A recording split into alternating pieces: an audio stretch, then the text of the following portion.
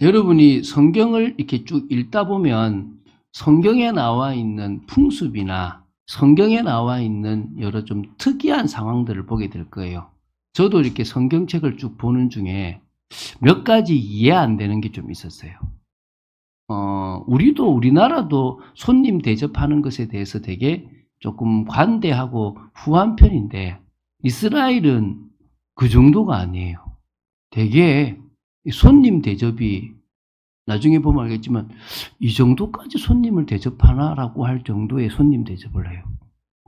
그래서 나그네를 대접하는 게 좀 특이하더라고요. 그 풍습이 되게 특이해요.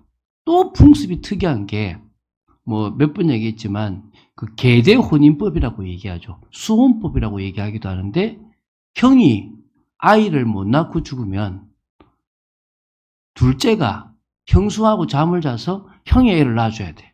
이건 또 무슨 콩가루 집안인 것 같아. 근데 이걸 하나님이 또 좋다고 봐요.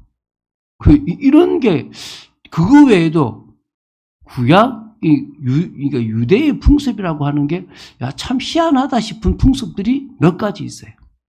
근데 그게 이제 계속 우리가 복음 속에서 언약을 조금 이해하면 이런 이유 때문에 이게 필요했구나를 좀 이해하게 돼요. 근데 아직까지도 그렇게 명확하게 이해되지 않는 게 오늘 서론에서 볼 이 손님 대접에 대한 거예요. 이제 뭐 조금 좀 이해는 될 것 같아요. 근데 사실은 되게 이게 한번 여러분 보시면 알게 돼요. 성경의 손님 대접을 거의 가장 먼저 나그네 대접을 가장 먼저 한 사람이 누구냐면 아브라함이에요. 아브라함. 여러분 창세기 18장에 보면 아브라함이 아브라함이 그 상수리 수풀에 이렇게 그러니까 상수리 나무에 앉아서 누워 있는데 이렇게 세 명의 나그네가 오는 거예요. 사실 그 중에 한 분이 하나님이세요. 근데 그 중에 이제 오는데 저희 집에 저희 장막에 쉬었다 가십시오. 장막에 당신들 위해서 대접할 게 많다라고 하면서 그분들을 대접해요. 그래서 부지 중에 하나님을 대접했다라고 하는 사람이 누구냐면 이 아브라함을 말하거든요. 그렇게 되게 깍듯하게 진짜 손님 대하듯 대해요. 그것까지는 그렇다 쳐요. 근데 그때 이제 아브라함이 뭘 듣냐면 소돔과 고모라가 멸망할 거라는 걸 들어요. 근데 그때 이제 두 명의 천사가 어디를 가냐 그러면 소돔과 고모라를 가요. 근데 가면 희한한 게 이렇게 광장 같은 데 서 있어요. 웃겨요. 광장 같은 데 서 있으면 이제 롯이 찾아와 가지고 저희 집에 들어와서 쉬십시오. 이렇게 얘기를 해요. 저희 집은 당신이 쉴 만한 것이 많다. 누구 집에 똑똑 두드려 가지고 나 당신 집에 들어가 좀 쉬도 되냐 이게 아니고 그냥 광장에 서 있어 그냥. 그럼 지나가다가 저희 집으로 들어가서 쉬실래요? 이렇게 하는 거예요. 롯이 그렇게 한 거예요. 참 문화가 웃기죠. 그래서 이제 들어가 있는데 그 소돔과 고모라에 아주 악한 불량배들이 찾아와서 야 너희 집에 남자 둘이 들어갔다며 내놔라. 난 오늘 밤새 그들과 상관하겠다. 이게 뭐냐면 성관계를 가지겠다 이 말이에요. 근데 이제 그게 어떻게 알 수 있냐 그러면 뒤에 하는 얘기가 손님이다. 절대 그러지 마라. 우리 집에 온 손님이다. 내가 깨끗하게 모셔야 된다. 그러면서 아직 결혼하려고 하고 있지만 결혼 안 한 내 딸 둘이가 있으니까 그들은 내가 내줄 테니까 알아서 하고 뭐요? 이 손님들은 놔두라라는 거지. 여러분 이해됩니까? 아니 어떻게 내 자녀를 내놓고 뭐요? 이 손님들을 맞이할 수가 있어요. 나 아직도 이해가 안 돼요. 여러분 이해되십니까? 안 되잖아요, 그죠? 근데 이제 그것 때문에 나중에 이제 그 소돔과 고모라가 이제 또 멸망하는 상황들이 사실은 그 불량배 때문에 일어나게 되거든요. 근데 이 일이 또 어디 있으나 그러면 여러분 사사기 19장에도 또 나와요. 사사기 19장에 보면 저 베들레헴에 사는 레위 사람이 자기 첩이 이제 고향으로 돌아갔으니까 그 고향으로 간 첩을 데리고 가는 중에 너무 밤이 깊어가지고 기브아라고 하는 이 베냐민 지파의 땅에서 이제 머물게 된 거예요. 역시 이제 광장 같은 데서 기다리는 거예요. 나 데려가 주라 이렇게 기다리고 있는 거예요. 근데 노인 한 분이 늦게 일하다 오다가 아이고 늦었다면서 저희 집에 가십시다. 저희 집에는 사람이 쉴 수 있는 공간이 많다라고 얘기하는 거예요. 근데 이게 하나님이 주시는 이제 다시 말하면 어찌 보면은 어찌 보면 인간으로서 당연히 해야 될 도리 같기도 하고요. 구약에 흘러가는 성경에는 명확하게 나오지 않지만 그 내용인 거예요. 그래가지고 집에 모셨는데 또 그 기부아의 그 불량배들이 또 그 남자를 내놔라는 거지. 그 남자와 상관하겠다는 거지. 그러니까 내 딸도 있고 여기 이 사람의 이렇게 좀 첩도 있으니까 그들을 내줄 테니까 제발 이 손님만큼은 건드리지 마라. 또 이런 문화예요. 여러분 좀 이해가 되십니까? 지금 제가 얘기하는 게 지금 지어낸 얘기가 아니고 성경에 있는 얘기예요. 제가 이걸 읽을 때마다 어떻게 이럴 수가 있지? 자기 딸인데. 아니, 전 좀 잘 이해가 안 되더라고요. 근데 어쨌든 이렇게 손님 대접하는 게 이스라엘 유대 풍습에는 되게 중요한 풍습이라는 거예요. 근데 그러면 그건 구약이니까 신약에는 없지 않습니까? 없겠습니까? 손님 대접하라는 게 성경에 꽤 서신에 많이 나와요. 손님을 대접하라고 하는 게 여러분 보시면 꽤 서신에 많이 나오는데 히브리서 13장 1절부터 3절에 보면 형제 사랑하기를 계속하고 손님 대접하기를 잊지 말라 이렇게 얘기해요. 부지 중에 천사를 대접한 이들이 있었다. 그게 누구죠? 아브라함도 그렇고 롯도 그렇고 이 천사를 대접한 일들이 있었다는 거예요. 그러면서 갇힌 자나 학대받는 자를 생각하라라고 3절에 얘기해요. 자, 그러면 여러분 성경 말씀을 그 시대의 역사로 볼 필요가 있어요. 근데 그 시대의 역사를 지금 이 시대에 그대로 적용할 수는 없어요, 사실은. 예를 들면 이스라엘 시대에는 무당이나 막 이런 사람들은 돌로 쳐 죽이라 그랬어요. 지금은 그럴 수 있는 시대가 아닌 거예요. 그럼 적용을 그때와 똑같은 방식으로 할 수는 없는 거예요. 동일하게 이 손님 대접이라는 것도 우리가 그런 식으로 손님을 대접할 수는 없겠죠, 그죠? 그러면 이 시대는 이게 어떻게 적용돼야 될 것인가? 그러면 손님은 누구로 봐야 될 것인가? 이렇게 생각되겠죠. 그래서 이제 요 손님 대접에 대해서 제가 이렇게 기도하는 중에 나왔던 게 두 가지가 있어요. 첫 번째는 말 그대로 그냥 가난한 자, 고통받는 자, 우리의 도움이 필요한 사람들을 도와라. 이제 이렇게 보면 될 것 같아요. 나중에 나오지만 나그네를 돕는다는 부분들이 나중에 나오거든요. 그게 어떤 의미인가가 좀 나와요. 그래서 정말 우리가 구원받은 자로서 그게 구원의 조건이 아니라 구제를 하고 남을 도와야 구원받는 게 아니라 구원받은 하나님의 백성으로서 우리가 뭐죠? 동일하게 하나님의 사명을 이어받은 청지기로서 해야 될 것이 가난하고 힘든 약자들을 도와주는 일을 해야 된다는 거예요. 그게 이제 이 지금 요한 2서와 3서를 통해서 나누고자 하는 거고요. 두 번째는 복음 사역자. 참빛교회 있는 목사 말고 여러분들이 혹시 개인적으로 아는 목회자가 있거나 전도자가 있으면 그런 사람들을 돕고 섬기는 일을 하라는 거예요.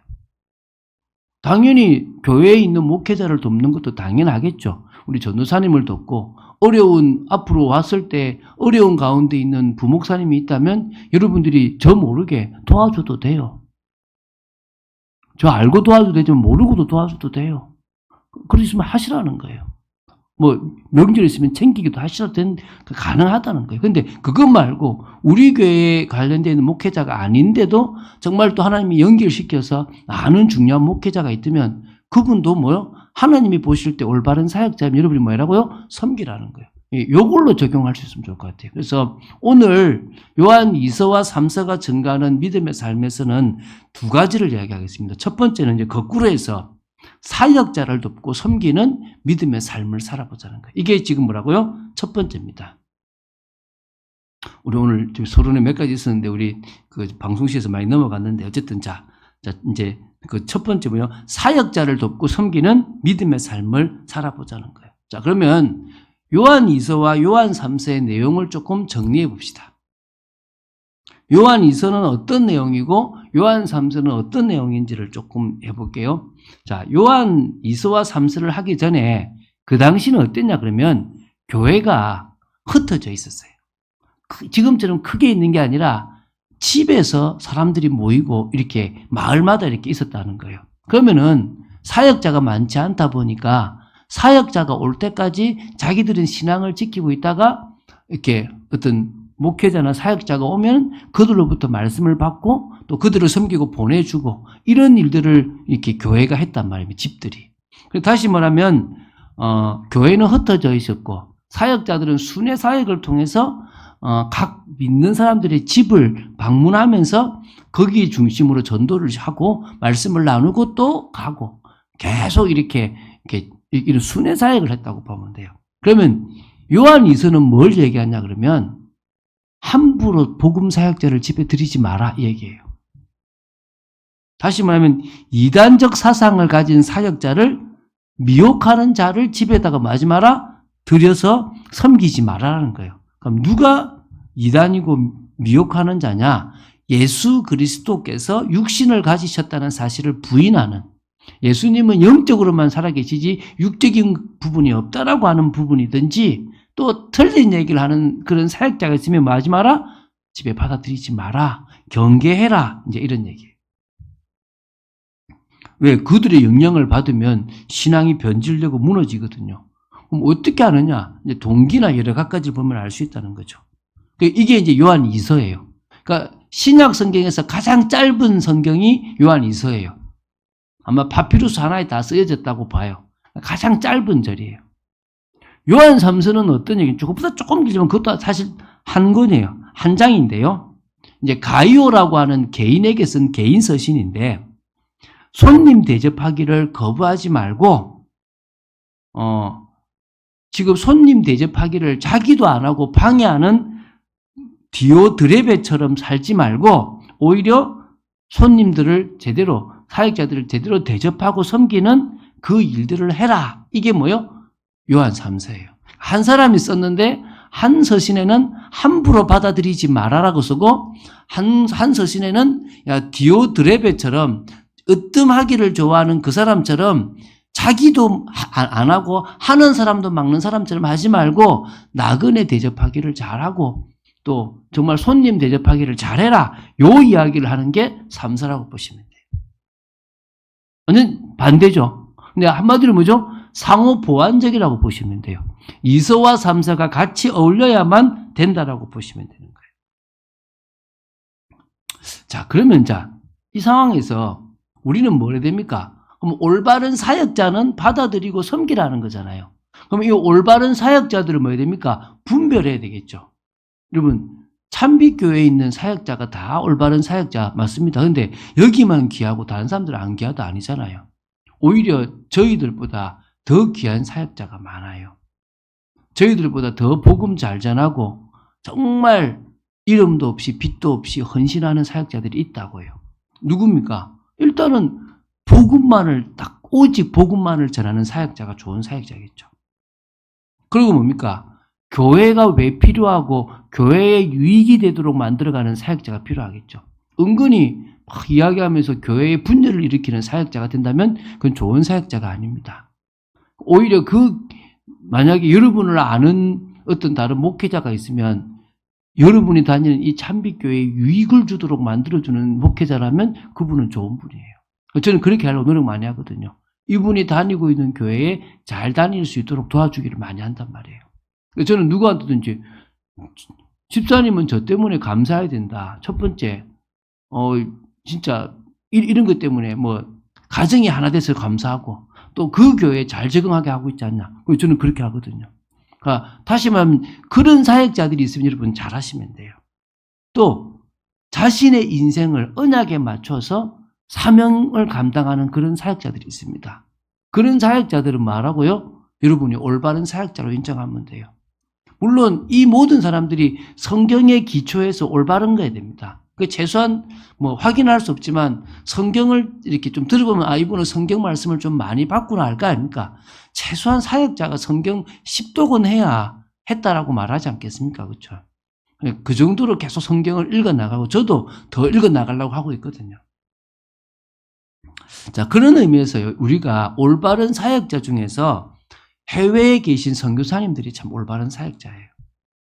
뭐 저 미국이나 좋은 데 가 있는 분도 나쁘다고 볼 필요는 없어요. 사람들이 그래요. 아유 뭐 자식 키우려고 간 거 아닙니까? 좋은 데 간 거 아닙니까? 꼭 그러진 않아요. 저 프랑스 파리나 저 영국이나 이런 데 진짜 복음의 불모지가 된 곳에 지금도 사역하시는 선교사님들이 참 귀해요. 꼭 아프리카나 저 뭐 저기 뭡니까 뭐 캄보디아 이런 데만 사역하는 목사님이 귀하다고 할 수 있는 게 아닙니다. 오히려 그런 분들은요 더 떵떵거리고 살아갈 수 있어요. 왜냐하면 한국에서 보내주는 돈이면 오히려 미국 그런 나라에서는 그냥 말 그대로 왕 대접하고 살아갈 수도 있어요. 그런데 저 프랑스 파리나 영국이나 미국 같은 데는 한국에서 보내주는 돈이면 최저로 살아가야 돼요. 그럼 오히려 반대가 되기도 하단 말이에요. 그런 의미에서 어떤 사역자가 더 낫다, 못하다, 그건 잘 뭘 못해요. 단지 자신에게 주어진 그 시간에 최선을 다하고 그 현장을 살리려고 하는 선교사라면 귀하겠죠. 그죠? 그래서 그런 분들이 혹시 국내에 잠시더라도 사역을 하려고 할 때 그분들을 돕고 또 안식년처럼 쉼을 가지려고 할 때 그때 도울 수 있으면 좋겠죠. 그죠? 자, 제가 여러분에게 요 시대, 요 예수님, 그 초대교회 당시에 디다케라고 하는 그런 초기 문헌이 있어요. 기독교 문헌이 있는데 이 문헌이 한 10몇 장으로 되어 있는데 그 중에 일부가 올바른 사역자는 이런 사역자라고 하는 기준이 있어요. 한마디로 말하면 올바른 사역자는 어느 집에 가면 이틀만 머물고 사흘부터는 머물지 마라. 그러면 무슨 말이냐면 그 당시 이런 거죠. 사흘 이상, 3일 이상을 머무는 사역자는 가짜다. 이 디다케를 모르니까. 또 이제 두 번째, 이제 다른 지역으로 갈 때 먹을 것은 요구할 수 있어요. 내가 가는데 먹을 걸 좀 싸달라 이렇게는 할 수 있대요. 그런데 돈 좀 내놔라. 나 가야 되는데 돈이 필요하다. 이러면 가짜다. 한마디로 뭐죠? 사역자는 금전을 요구하지 마라 이렇게 얘기한대요. 그다음에 이제 세 번째, 모금을 할 수는 있대요. 저기 교회를 도우려고 하는데 모금을 하려고 해서 모금을 할 수 있대요. 그런데 그거 외에 추가적으로 내가 개인적으로 옷이 필요한데 이러면서 다른 목적으로 돈을 달라고 하면 가짜다. 하지 마라 이 말이죠. 그리고 어느 지역에 장기로 체류하는데 일하지 않고 그냥 계속 앉아서 무전으로 장기 체류하면 가짜다. 그러니까 올해 이곳에 한 달 있을 것 같으면 뭐죠? 이제 일자리를 마련하고 그곳에서 이제 섬기면서 이제 그런 사역을 할 수는 있지만 그냥 먹고 놀면서 그곳에 있다면 가짜다. 이제 이렇게 그런 디다케가 있다고 하더라고요. 제가 보면서 아 그럴 수 있겠구나. 자 그러면은 뭐 지금 이 시대에 꼭 적용할 수 있는 건 아닌데 여러분 보시면 이 시대에 뭐 어떤 분이 이래요. 막 이렇게 사역을 쭉 하다가 막 어떤 목사님을 사역을 했는데 제가 시험 들었어요. 왜요? 그랬더만 해외를 간다고 비행기 값을 대달래요. 아니 좀 대주시죠. 그랬더만 제가 대주는 것하고 달라고 하는 건 다르지 않습니까? 그것도 그럴 수 있겠네요. 그러니까 이제 저는 그러죠. 뭐 제가 교회에서 뭐 달라고 하는 건 괜찮지만 집사님 제 미국 가는데 비행기 값 대서 이렇게 할 수는 없잖아요. 그죠? 그거는 맞는 것 같더라고 생각이 들더라고요. 그러니까 그런 식으로 어찌 보면 우리가 사역을 하는 중에 내가 당신을 도와주니까 당신 나를 섬기라 이런 식의 이야기를 하는 사역자라 그러면 그건 아닐 수 있겠죠. 그죠? 또 어떤 부분에서 은근히 자기 어려운 이야기를 하면서 나를 좀 도와라 이렇게 이야기하는 것도 또 잘못된 사역자일 수 있겠죠. 그죠? 그러니까 어떤 의미에서 사역자를 구분한다라고 하는 이 부분에 대해서 여러분들이 조금 목회자의 입장으로 바라봤으면 좋겠어요. 제가 보니까 이것도 결국은 1차적인 관계가 들어가더라고요. 뭐냐면 자기 가족 중에 선교사나 목회자가 있는 사람은 좀 더 목회자의 가정을 챙기게 되는 분이 있고 또 그런 부분이 없으면 전혀 그런 거를 모르고 못하는 분들도 있더라고요. 그래서 저는 이제 그렇게 기도를 했어요. 뭐라 기도했냐면 우리 자녀들에게는 장로가 되라. 우리 교회에서는 장로를 제가 안 시켜준다고 그랬는데 장로가 되는데 목회자를 아는 장로가 되라. 이렇게. 그 다음에 이제 자녀들은 목사를 시켰으면 좋겠다. 쉽게 보면 그 다음 세대는. 이유가 뭐냐? 장로가 어떤 어려움을 당하고 힘든지를 아는 목회자가 되었으면 좋겠다. 쉽게 생각하면 그렇잖아요. 내가 평신도로 있다 보면 목회자의 심정을 모르고 목회자로 오래 있다 보면 평신도의 심정을 모르게 되는 겁니다. 서로가 더 어려움들이 있으니까 그런 것들을 좀 알아줄 수 있으면 좋겠다 싶습니다. 자, 그러면 여러분들이 조금 생각해야 될 게 지금은 이제 없어요. 과거에는요, 띵똥띵똥 하면서 전도하는 사람들이 있었어요. 지금은 거의 없어요. 근데 전도를 하는 사람 중에 어떤 사람들이 있었냐 그러면 기독교에서 나왔으면 설문지 조사로 나왔습니다라고 하는 사람들이 있어요. 지금은 안 하는데 아마 지금도 하려면 모르겠지만 하는데 그게 누구냐면 하나님의 교회예요. 그래서 그 중에 성경에는 안식일을 지키라 그랬는데 왜 주일을 지키느냐? 12월 25일이 진짜 그 성탄절 맞냐? 왜 교회에다가 십자가를 왜 달아놨냐? 이렇게 애매한 질문들을 이렇게 하면서 이제 대답을 못하면 거기에 이제 답을 주면서 자기 사람으로 이렇게 데려가는 경우들이 있었어요. 그런 부분들은 되게 구분을 하지 못하면 넘어가는. 그래서 한때 하나님의 교회 쪽으로 넘어간 경우들이 꽤 있었어요. 또 이제 두 번째, 아예 더 담대하게 신천지 같은 경우는 교회 들어와요. 한 6개월에서 1년 성도로 살아가는 거야.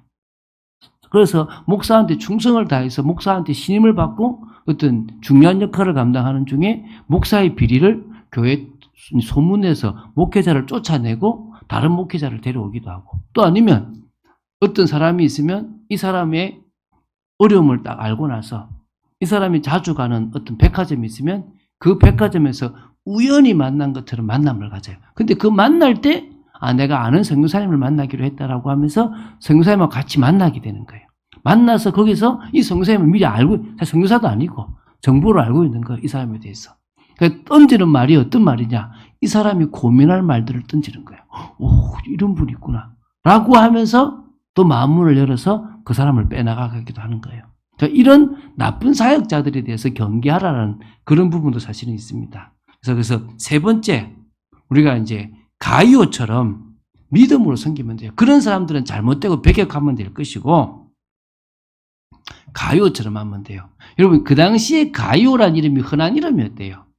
다시 말하면 로마서에 가이오가 식주인이라고 했는데 그 식주인이 이 식주인인지 사실 잘 모른대요. 저도 같다고 그냥 인물을 보고 있는데 같을 수도 있고 아닐 수도 있다라고 봐요. 어쨌든 여기에 나오는 가이오도, 로마서에 나오는 바울을 도왔던 가이오도 어떤 사람이냐 그러면 교회를 섬기고 또 사역자를 섬겼던 사람이라는 거예요. 그러면 우리도 뭡니까? 여러분들이 막 없는 돈을 가지고 하라는 게 아니라 여러분의 중심을 다하여 사역자를 섬길 수 있는 부분들이 마단 말이죠. 필요하다라는 거예요.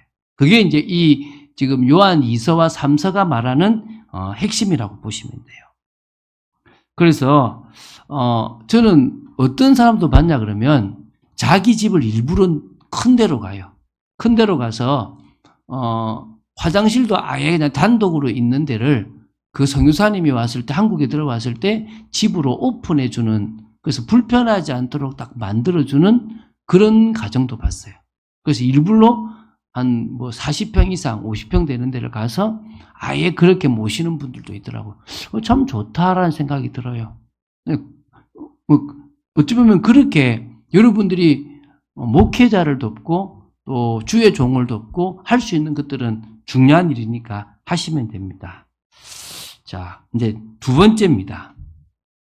세상의 사랑을 실천하는 믿음의 삶. 여기 이제 두 번째, 우리가 이 요한 2서와 3서를 통해서 손님 대접이라고 할 때 하는 거예요. 여러분, 저는 여러분이 기업을 만들면 꼭 구제 사업을 하는 기업이 되어져서 사회적 기업, 사회에 영향을 미치는 기업이 됐으면 좋겠어요. 여러분이 버는 수입의 일부를 다시 소년, 소녀 가장을 돕는다든지 아니면 독거노인을 돕는다든지 미혼모를 돕는다든지 장애인들을 돕는다든지 그런 일에 사용했으면 좋겠어요. 우리 교회도 그 일에 지금 마음을 담고 하려고 하고 있다는 거예요. 그럼 보면 구약 시대에 보면 약자들이 있었어요. 이 율법에서 도와야 하는 약자들이 나와요. 그게 신명기 10장 17절부터 20절에 먼저 나오는데요. 뭐가 나오냐면 고아를 도와주래요. 고아. 그리고 과부를 도와주래요. 그리고 나그네를 도와주래요. 그리고 그 당시 레위인들도 약자니까 도와주라 이렇게 나와요. 그래서 하나님께서 이들을 위하여 정의를 행하시고 떡과 옷을 주신다고. 그래서 이스라엘도 나그네가 되었기 때문에 나그네를 도와주래요. 어느 정도 했냐 그러면 이들이 신명기 14장 28절부터 29절에 보면 여러분 11조를 7년 동안에 6번을 해요. 왜 7년 동안에 6번을 하냐 그러면 7년째는 일을 안 해요. 그러면 11조가 없겠죠? 그러면 6년 동안 11조를 하면, 그러니까 6년 동안만 농사 지으면 7년을 먹고 살아요. 대단하죠? 하나님 그렇게 만들어놨어요. 여러분 6일만 일하면 7일을 먹고 살도록 만들어 놓은 게 하나님의 방법이에요. 여러분 7일을 다 일하는 사람이 잘 사는 게 아니고 어떤 사람이라고요? 6일을 일하고 하루를 쉬는데 하나님이 먹여 살리는 사람이 잘 사는 사람이에요. 근데 그 사람은 11조를 내는데 이 6년 동안 11조를 내는데 이게 어떻게 하냐 그러면 방법이 있어요. 다시 말하면 4년은 어떻게 하냐 레위인들을 위한 11조를 해요. 그런데 3년째가 되는 데하고 6년째가 되는 데하고는 11조는 다르게 쓰는 거예요. 3년째가 되는 데 내는 11조는 모아서 고아와 과부와 나그네를 돕는 데 쓰는 거예요. 그리고 마지막 6년째의 11조는 그런 사람들과 모든 사람, 가족들이 다 같이 축제로 즐길 수 있는 돈으로 11조를 써요. 자, 11조를 쓰는데 1년, 2년째는 레위인을 위한 11조를 써요. 3년째는 고아와 과부와 또 나그네를 돕는 그런 일에 그 11조를 쓰는 거예요. 그리고 또 4년, 5년은 또 똑같이 레위인을 도와요. 6년째는 전체가 다 축제로 하는 11조를 드린다는 거예요. 그러니까 하나님은 고아와 과부와 나그네를 돕게 하신 거예요. 심지어 뭐냐면 별을 뵐 때 이불로 꼼꼼하게 베지 못하게 해요. 그리고 한 번 뵀던 데를 다시 돌아가서 다시 점검해가지고 훑어오지 못하게 해요. 왜냐하면 고아나 과부와 나그네가 지나가면서 그걸 먹도록 만들어준 거예요. 하나님은 그렇게 뭐요? 구제, 복지라는 걸 하셨다는 거예요. 그거는 구원받은 자들이, 하나님의 백성이 구원받은 자들이 당연히 해야 될 일이었다는 거예요. 지금 제가 얘기하는 핵심을 아시겠죠? 그죠? 우리가 이제 참빛교회가 해야 될 일들 중에 하나라는 거예요. 그래서 이 시대의 약자들을 돌보는 교회와 성도가 되어야 된다는 거예요. 그래서 구제사역은 교회가 해야 할 중요한 선행사역입니다. 그래서 저희 교회에서는 복지선교팀을 만들려고 그래요. 그냥 구제선교팀이라고 말하기보다는 구제가 포함되어 있는 복지선교팀을 좀 만들려고 그래요. 그래서 뭐 사회복지사 자격증을 가진 사람이면 일단 좋을 것 같고요. 그거 아니더라도 남들을 돕는 일에 관심이 있는 사람들이라면 그 일을 하는 거죠. 두 가지를 해야 되겠죠. 교회 내에, 우리 교회 내에 어려움을 당하고 있는 사람이 있다면 모르게 도와야 돼요. 이때 이제 뭐냐면 오른손이 하는 일을 왼손이 모르게 도와야 돼요. 그래서 그 사람들이 기분 상하거나 내가 돕고 있다는 생각이 들지 않을 만큼 편하지 않고 도와야 되는 거예요. 마음 상하지 않도록. 똑같이 그런 일들을 하는 것처럼 누구누구를 돕는다 이런 일 없이 그냥 교회 내에 어느 정도 구제사역 비용이 들어갔다라고 해서 몇 사람만 딱 알 수 있는 일들을 해야 된다고 생각이 돼요. 그것도 비밀로 지켜가면서 해야 될 거라 생각이 들고요. 두 번째는 교회 바깥에 있는 사람들도 도와야 돼요. 이 일은 교회만 하는 게 아니라 기업을 하고 있는 또 어찌 보면은 정말 모든 성도가 나름대로 이 부분에 마음을 담아야 되는데요. 미혼모를 돕는다든지 독거 노인들을 돕는다든지 소년 소녀 가장을 돕는다든지 장애인을 돕는다든지 돕는 거예요. 물질만 돕는 거는 쉬운 일일 수 있습니다. 헌신도 하고 마음도 나눌 수 있으면 좋을 것 같아요. 되게 상당히 어떤 부분에서는 필요한 일이라고 생각되거든요. 그래서 여러분들이 요 일이 이 요한 2서와 3서를 통해서 여러분이 목회자를 돕는데도 마음을 담아보세요. 제가 아까 이제 좀 안 했는데 혹시 여러분 나름대로 뭐 특별 보너스가 생겼다 그러면 그때는요 조금 그런 거를 빼서 선교사를 돕는다든지 또 목회자를 돕는다든지 목회자 자녀를 돕는다든지 그런 일들을 하셔도 괜찮아요. 우리 교회에 여자 목사님 한 분이 이제 방문하러 오셨어요.